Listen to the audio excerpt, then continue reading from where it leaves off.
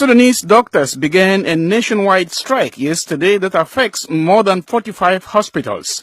The doctors are demanding new hospital equipment and job security. The doctors claim the Sudan government is spending more than 65% of the country's overall budget on military hardware. D.محمد Naji is a member of the Sudanese Doctors Union.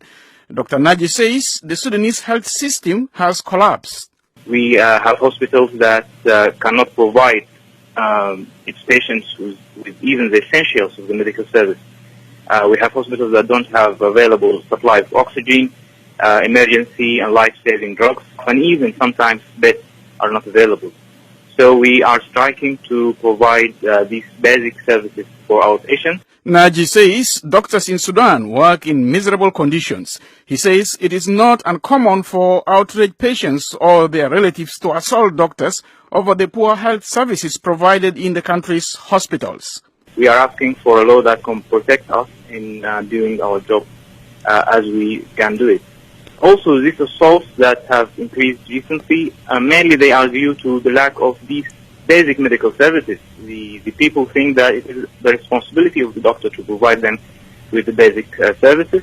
Sudan's Minister of Health, Badri Idris Abu Garda, charges that the country's doctors are merely politicizing the situation and want to embarrass the government at a time when it is engaging in a national dialogue with the opposition to determine the country's future. Sudan's Information Minister Ahmed Bilal says the government will implement the demands of the doctors by the end of this week. Bilal says doctors have the right to strike, but they should not neglect patients who need emergency health care.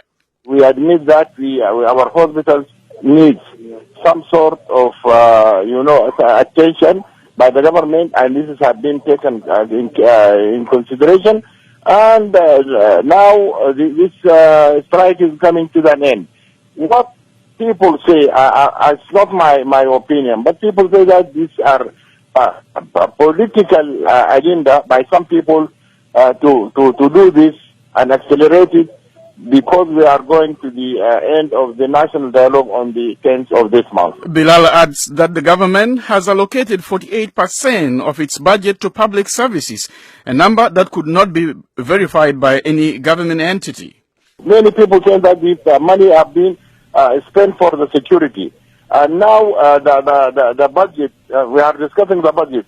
It is only 18% is going for the security. 48% is going for social affairs. Say 20% is going for the development. This is not true. This is absolutely not true. And what we are doing now in the sector of health, I think for myself, it's a revolution.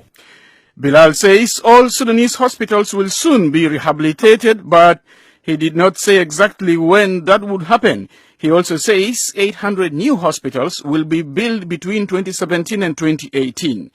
That story was prepared by VOA fellow Nadia Taha.